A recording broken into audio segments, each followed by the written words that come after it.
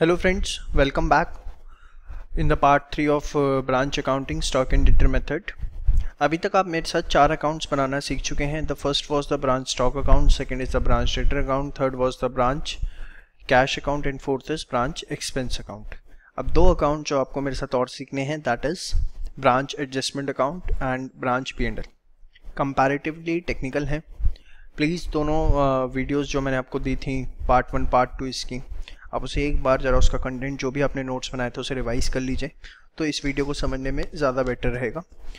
चलिए देखिए, अब मैं आपको सबसे पहले सिखाने जा रहा हूँ branch adjustment account. Branch adjustment account होता क्या है एग्जैक्टली और किस तरीके से ये ब्रांच अकाउंटिंग में हेल्प करता है। देखिए,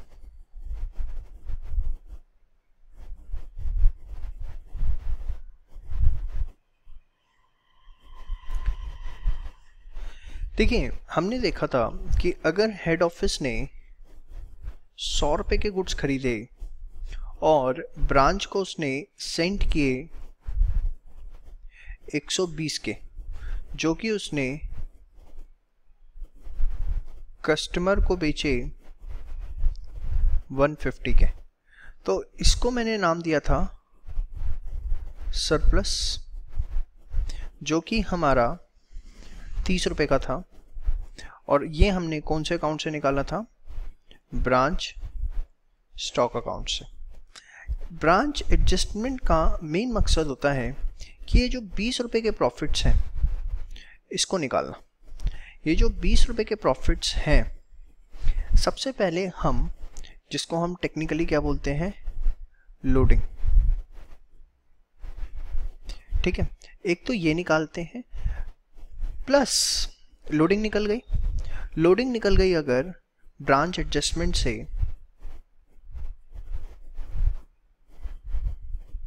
लोडिंग प्लस सरप्लस क्या होता है हमारा? ओवरऑल प्रॉफिट्स, जिसको हम यहां पर टर्म देते हैं ग्रॉस प्रॉफिट। अब ध्यान से देखिए चीजें कैसे निकलती हैं। थोड़ा सा टेक्निकल है, मैं रटवाने में बिलीव थोड़ा सा कम रखता हूँ, इसलिए थोड़ा आपका टाइम भी लूँगा, बट एक बार अगर आप चीज़ें समझ गए तो आपको आई प्रॉमिस किसी तरह की कोई दिक्कत नहीं आएगी। मैं इस अकाउंट से पहले नेक्स्ट पेज पे थोड़े से वर्किंग नोट लेता हूँ। सपोज हमारे पास ओपनिंग स्टॉक है 10 यूनिट्स का, जिसको कॉस्ट मैं आपको दे देता हूं कि कॉस्ट हमारी 100 रुपये है और इनवॉइस प्राइस जो है वो 120 है। ये ओपनिंग स्टॉक ब्रांच का है। गुड्स सेंड किए हमने ब्रांच को 80 यूनिट्स, और क्लोजिंग स्टॉक जो अभी ब्रांच के पास है that is 15 units. Closing stock जो ब्रांच के पास है वो कितना है? 15 यूनिट्स। अब ध्यान से देखिए, अगर आप देखो मैं आपसे ये पूछूं कि ब्रांच ने कितना प्रॉफिट कमाया, मतलब सॉरी हेड ऑफिस ने इस पर कितना टोटल प्रॉफिट कमाया, तो आप कहोगे सर गुड्स सोल्ड अगर देखा जाए मोटा मोटा 10 यूनिट तो थे, 80 यूनिट इनके पास और आए, तो टोटल हो गए 90, बट उसमें से बचे इनके पास 15 ही हैं, तो एक तरह से 75 यूनिट्स जो हैं वो ब्रांच ने सेल आउट कर दी। और एक यूनिट पे क्योंकि 20 रुपये हेड ऑफिस कमा रहा था, तो आप कह सकते हो कि जो हेड ऑफिस के प्रॉफिट्स हैं वो लगभग 1500 रुपये आए। ये क्या है? Head office profit. ये हेड ऑफिस के जो प्रॉफिट्स हैं वो इस पे 1500 रुपये, यही आप कहोगे मुझे। अब आप एक बात बताओ, जब हम ब्रांच स्टॉक अकाउंट बनाते हैं उसमें सारी चीज़ें हम किस पर रिकॉर्ड करते हैं? इनवॉइस प्राइस पे रिकॉर्ड करते हैं, ये बात आपको पता है। कॉस्ट पर हम उस पर रिकॉर्ड नहीं करते। अब अगले 5 मिनट तक बड़े पेशेंस के साथ आपको मेरी बातें सुननी है। 5 मिनट थोड़ा थोड़ा समझ में आएगा, 6 मिनट पे आपको मेरी सारी बातें जितनी मैंने कही होंगी समझ में आ जाएंगी। थोड़ा पेशेंस के साथ आप वीडियो को सुनना। थोड़े टेक्निकल कॉन्सेप्ट्स हैं, इतने आसान नहीं हैं जितने अभी तक चल रहे थे। देखिए यहाँ पर प्रॉफिट बुक करने का क्या तरीका है। सबसे पहले अगर मैं ये मान लूँ कि हेड ऑफिस ये मान ले कि ब्रांच के पास जितना स्टॉक था वो सारा का सारा बिक गया। अभी आप एक एजम्पशन लो, क्यों क्या कैसे, मैं सबका एग्जांपल आपको दूंगा। हेड ऑफिस अगर ये एज्यूम कर ले कि ब्रांच के पास जितना स्टॉक था वो सारा का सारा बिक गया, तो कौन कौन सा स्टॉक था? एक ओपनिंग स्टॉक था और एक क्या था? Goods Saint. ठीक है, यही दो स्टॉक थे। हेड ऑफिस ने एज्यूम कर लिया कि ब्रांच के पास जितना स्टॉक था वो सारा का सारा बिक गया। तो हेड ऑफिस ने क्या किया? Recorded the profits of goods available with branch. Recorded the profits of goods available with branch, मतलब जितने भी गुड्स अवेलेबल हैं, गुड्स अवेलेबल नहीं, बेटर वर्ड आप यूज कर सकते हो,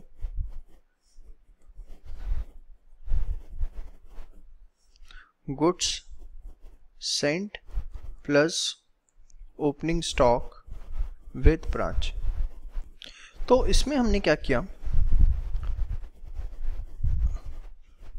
प्रॉफिट्स है, प्रॉफिट्स का नेचर क्या होता है? क्रेडिट होता है। तो मैंने क्या किया? क्रेडिट साइड पर कोई भी एक अकाउंट के अंदर 10 यूनिट पर कितने कमाए? 20 रुपए।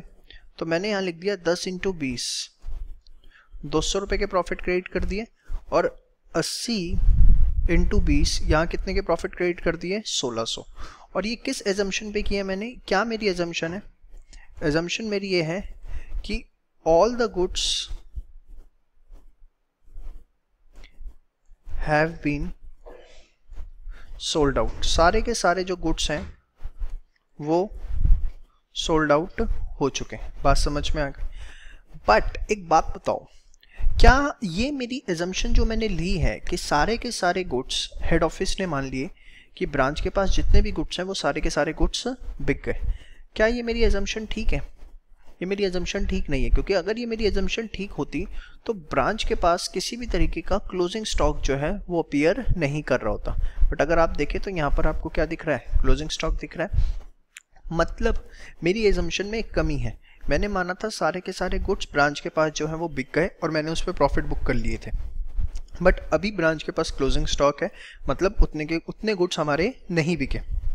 तो सिंपल, हम उतने के प्रॉफिट क्या कर दें? रिवर्स कर दें। कैन आई से reverse the profits on closing stock. तो मैंने यहाँ पर प्रॉफिट्स रिवर्स किए 15 यूनिट पे 20 रुपए के हिसाब से। कितने आप देखो? 300 रुपये। यस और नो? मैंने पहले क्या किया? ओपनिंग स्टॉक पे प्रॉफिट बुक कर लिया, गुड्स सेंट पे प्रॉफिट बुक कर लिया। क्या सोच के हेड ऑफिस ने बुक किया? कि ब्रांच पे सारा माल बिक गया। ये एजम्पशन थी, all the goods have been sold out, recorded the profits of goods sent plus opening stock with branch. But क्या एजम्पशन ठीक है? नो, कंप्लीटली ठीक नहीं है, पार्शियली करेक्ट है। अब उसे कंप्लीटली ठीक क्यों पार्शली ठीक है? क्योंकि कुछ क्लोजिंग स्टॉक पड़ा हुआ है। तो हमने उतने के प्रॉफिट्स क्या कर दिए? रिवर्स कर दिए 15 यूनिट्स पर 20 रुपए के हिसाब से, दैट इज 300। तो अगर अब आप देखो कि जो प्रॉफिट्स इसके बच के निकल के आए 1600 और 200, 1800 माइनस 300, आप देखो प्रॉफिट की फिगर कितनी आ रही है? 1500 ही आ रही है। यस और नो? तो है कॉन्सेप्ट बहुत सिंपल कि ओपनिंग स्टॉक जो था, गुड सेंट जो था, माइनस क्लोजिंग स्टॉक, मतलब 75 यूनिट बिके, उस पर 20 रुपए के हिसाब से 1500 रुपए कमाए। लेकिन इसको हम थोड़े से अकाउंटिंग सेंस, देखो ये तो वर्किंग नोट में तो आप ऐसे निकाल सकते हो, बट कैलकुलेटिव सेंस में थोड़ा अलग तरीके से निकालना है। कैसे निकालना है? ओपनिंग स्टॉक मान लो बिक गया, गुड सेंट मान लो बिक गया, ठीक है, बट अगर सारा माल बिक गया होता तो क्लोजिंग स्टॉक नहीं होता। होता या नहीं होता? नहीं होता। क्लोजिंग स्टॉक दिख रहा है तो हम उसके प्रॉफिट्स क्या कर दें? रिवर्स कर दें। तो हमें क्या करना है? ध्यान से देखिए, ब्रांच एडजस्टमेंट अकाउंट के अंदर हमें यहां पर लिखना है सबसे पहले स्टॉक रिजर्व। ये स्टॉक रिजर्व है क्या? ये स्टॉक रिजर्व है प्रॉफिट अमाउंट इन ओपनिंग स्टॉक। ओपनिंग स्टॉक के अंदर कितना प्रॉफिट अमाउंट है, और प्रॉफिट किसका? हेड ऑफिस का, जिसको हम क्या नाम देते हैं? लोडिंग। ठीक है, फिर मैंने यहाँ लिखा goods sent to head office, goods sent to head office. ये क्या है आपका profit amount in goods sent. बात समझ में?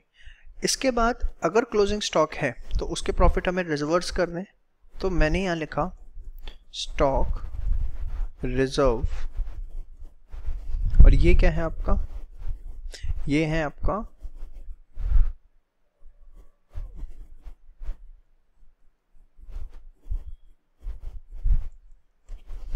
प्रॉफिट अमाउंट इन क्लोजिंग स्टॉक।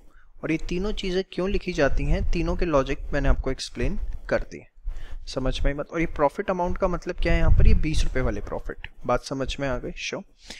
अब ध्यान से समझना, इसी एग्जाम्पल को मैं थोड़ा सा और आगे लेके जाता हूँ। देखो वीडियो थोड़ा कंसेप्चुअल है, इतनी आसानी से समझ में नहीं आएगा, और आपको एक बार में आ रहा है तो इसका मतलब आपने दोनों वीडियोस बहुत अच्छे से देखे हुए हैं। चलिए अब जरा आगे बात करते हैं। अगर सपोज यही जो डेटा आपके पास है 10 यूनिट्स, 80 यूनिट्स, क्लोजिंग स्टॉक 15, इसी में कहता मैं आपको कि there is a abnormal loss, there is a abnormal loss of 10 units. 10 unit जो है वो हमारी क्या हो गई, एबनॉर्मल लॉस हो गई। तो आप एक बात बताओ, ओपनिंग स्टॉक कितना था 10, गुड्स भेजे कितने थे, गुड्स भेजे कितने थे 80, तो टोटल गुड्स हो कितने गए 90। 90 में से 10 जो है एबनॉर्मल लॉस हो गए। और अगर आप देखो तो जो 15 यूनिट्स हैं वो अभी क्लोजिंग स्टॉक है, ये सुनो। तो आप बताओ सोल्ड आउट हुए कितने, 90 माइनस 25, 65 यूनिट्स जो हैं वो सोल्ड आउट हुए। समझ में आ रही है बात? बट अगर हम अपने देसी तरीके से चलते हैं, जो अभी हमने सीखा है, हम क्या कर देंगे, स्टॉक रिजर्व डाल देंगे ओपनिंग पे। कितने ओपनिंग है 10 यूनिट, 1 यूनिट पे 20 रुपये, कितना हो गया 200। फिर गुड सेंट पे डाल देंगे, अभी सिखाया था आपको, कितने यूनिट्स भेजे थे 80, 20 रुपये के हिसाब से कितना 1600। क्लोजिंग स्टॉक पे आपने यहाँ डाल दिया स्टॉक रिजर्व, कितने यूनिट्स हैं 15 यूनिट्स, 1 यूनिट पे 20 रुपये, तो कितना हो गया आपका 300 रुपये, यही होगा ना। बट अगर आप प्रॉफिट देखो तो इस तरीके से तो आपके 1500 आ रहे हैं, जबकि जेन्युइनली देखा जाए तो आपके प्रॉफिट 65 इंटू 20 हुए कितने हैं 1300। यस और नो? बात समझ में आ रही? अब आप समझो हमें करना क्या है। आपने क्या किया, ओपनिंग स्टॉक पे प्रॉफिट रिकॉर्ड कर लिया, गुड सेंट पे प्रॉफिट रिकॉर्ड कर लिए, क्लोजिंग स्टॉक पे प्रॉफिट रिवर्स कर दिया। 10 और 80, 90 माइनस 15, आपका यहाँ पर कितने यूनिट्स पे प्रॉफिट रिकॉर्ड हो रखा है 75 क्या, बट जेन्युइनली आपके बिके कितने हैं 65। तो जो एबनॉर्मल लॉस हुआ है उसका भी प्रॉफिट आपको क्या करना पड़ेगा, यहाँ पर रिवर्स करना पड़ेगा। समझ में आई बात?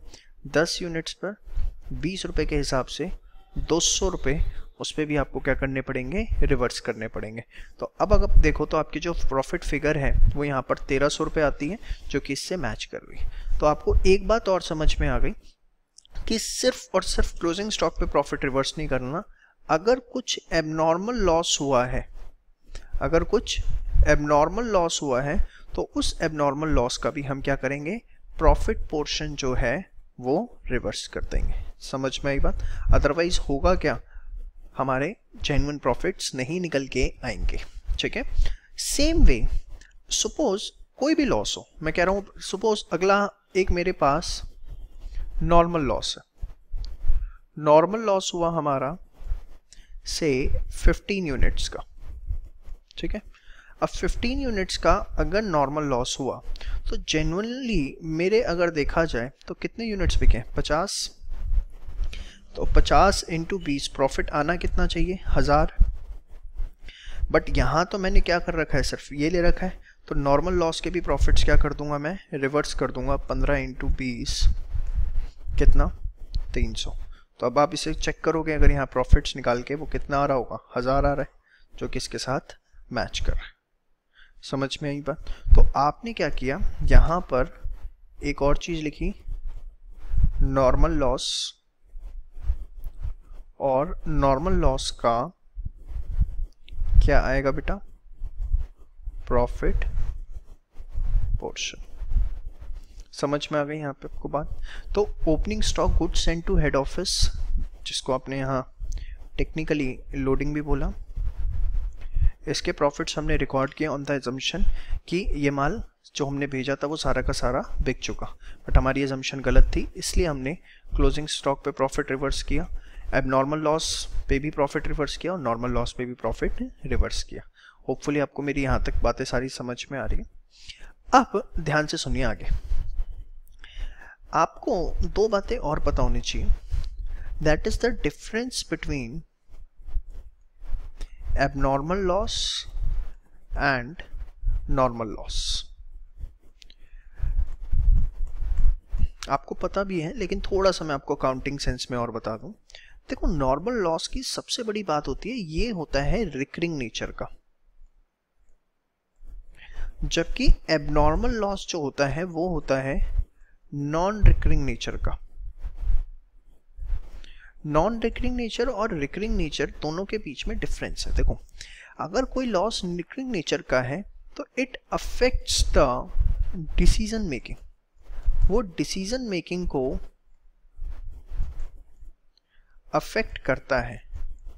बट अगर कोई लॉस नॉन रिकरिंग नेचर का है तो वो डिसीजन मेकिंग को अफेक्ट नहीं करता। अब इससे मैं आपको क्या बातें बताना चाह रहा हूं, जरा ध्यान से सुनिए मेरी एक बात बताओ। अगर मैं 100 यूनिट्स परचेज करके लाता हूं, ठीक है, और रास्ते में हमेशा 10 यूनिट्स मेरी डिस्ट्रॉय होती ही होती हैं, ट्रांसपोर्टेशन लॉस 10 यूनिट्स का होता ही है, इट्स अनअवॉइडेबल, 10 यूनिट्स का, ठीक है। मैंने क्या बोला, ये 10 यूनिट्स ये हमेशा लॉस्ट होती हैं ट्रांसपोर्ट के अंदर, ठीक है। और मैंने आपको ये भी बोल दिया कि ये अनअवॉइडेबल है, आप चाहकर भी इसको अवॉइड नहीं कर सकते। तो ये क्या है, मेरा नॉर्मल लॉस है, होना ही होना है, ठीक है। तो अगर 100 यूनिट खरीदने की कॉस्ट मुझको से 10,000 रुपये पड़ती है, कितनी पड़ती है, 10,000, 100 यूनिट में 10,000 की खरीदता हूँ, बट मुझे रिसीव हमेशा कितनी होती है, 90 यूनिट्स।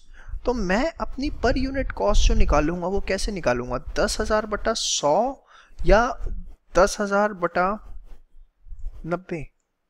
एक वाइज बिजनेसमैन तो 10,000 बटा 90 निकालेगा, हाँ या ना?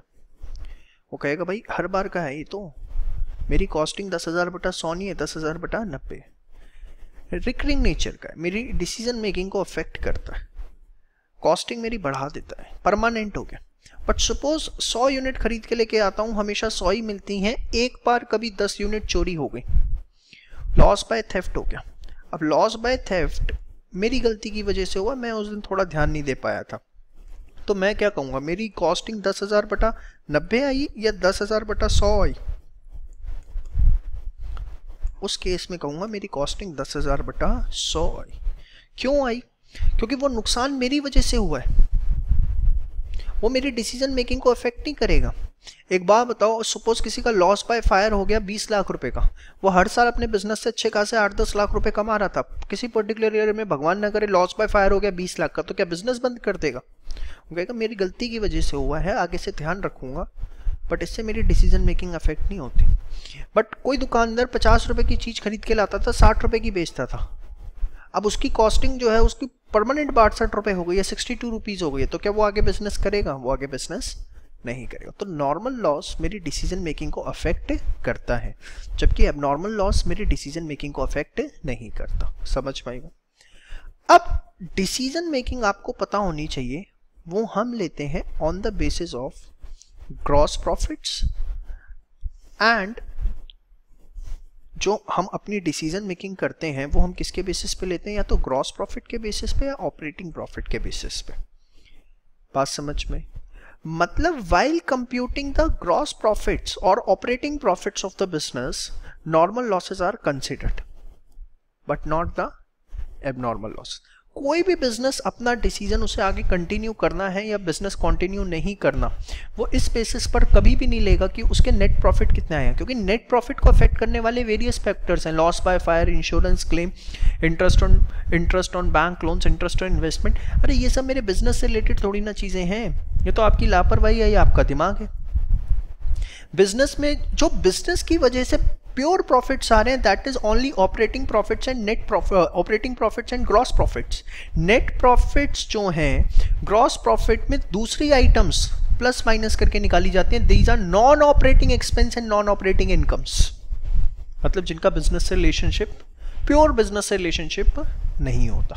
तो बिजनेस में कोई भी डिसीजन मेकिंग जो ली जाती है, that is on the basis of gross profit and operating net operating profit and gross profit, and for computing gross profit and operating profit we need to consider the normal losses but not the abnormal losses.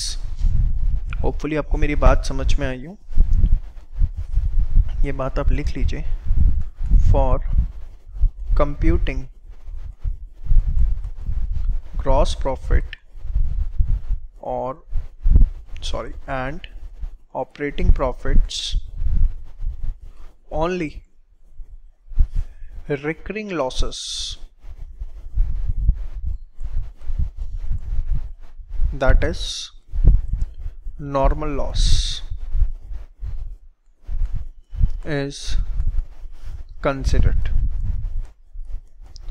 not the non-recurring.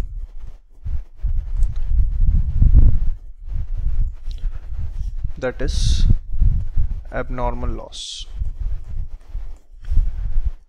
Abnormal loss will be considered in, बताओ abnormal loss को कब consider करेंगे? It will be considered in computing net profit only.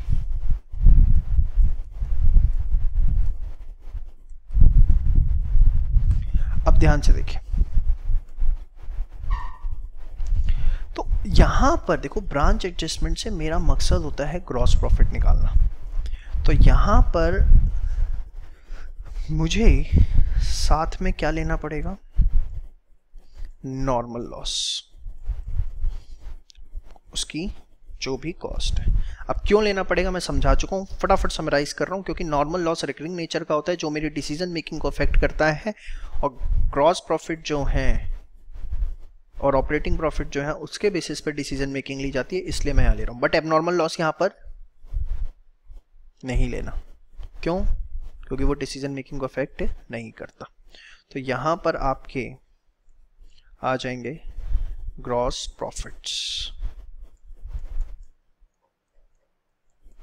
समझ में आई बात? अब अगर आप देखो नॉर्मल लॉस का प्रॉफिट भी आ गया, नॉर्मल लॉस की कॉस्ट भी आ गई, तो नॉर्मल लॉस को तो हम सीधे किस पर ले सकते हैं? इनवॉइस प्राइस पे। अगर इनवॉइस प्राइस गिवन है तो उसके अंदर दोनों चीज़ें बाय डिफॉल्ट आ गई। बट अब नॉर्मल लॉस का सिर्फ क्या लेना है? Profit portion. समझ में आया? अब ब्रांच एडजस्टमेंट के बाद बनता है ब्रांच P&L। ध्यान से देखना, ब्रांच P&L। ब्रांच P&L में आप क्या करोगे? जो भी ग्रॉस प्रॉफिट है, सबसे पहले एबनॉर्मल लॉस, उसकी कॉस्ट, वो यहां क्यों आ रही? क्योंकि अब मैं वो प्रॉफिट्स निकालने जा रहा हूं, नेट प्रॉफिट्स, जिसके बेसिस पे डिसीजन मेकिंग नहीं होती। बाकी यहां पर ब्रांच एक्सपेंस जो भी हैं आपके निकले, फिर जो भी आपका प्रॉफिट बचेगा वो जनरल P&L के अंदर यहां से ट्रांसफर हो जाएगा। तो ये है आपका ब्रांच P&L। होपफुली आपको ये कॉन्सेप्ट समझ में आया हो। कोशिश करी है मैंने, रटवाना नहीं आता, ये मजबूरी है मेरी, डिटेल में समझाता हूँ। डिटेल में समझाने में थोड़ा दिमाग पे जोर डलता है, लेकिन अगर आपने समझ लिया होगा लॉजिक तो आपको बहुत आसानी रहेगी। क्यों, क्या, कैसे, इस पे फोकस करना बहुत ज़रूरी है। आप प्रोफेशनल लेवल पर अब आ चुके हैं, और अगर आप इन चीज़ों को इस तरीके से नहीं देखते हैं तो इससे आपकी एनालिटिकल पावर ओपन नहीं होती है, और फिर आप हायर जॉब्स कैसे एज्यूम कर सकते हो। तो please focus, try to understand and keep sharing the videos with your friends also. The basic purpose of this channel is to provide good education, and in fact I will say better education. So please keep sharing. All the best. Part 4 of this video will be uploaded soon, in which we will discuss the question on this entire concept on all the 6 accounts. Thank you so much.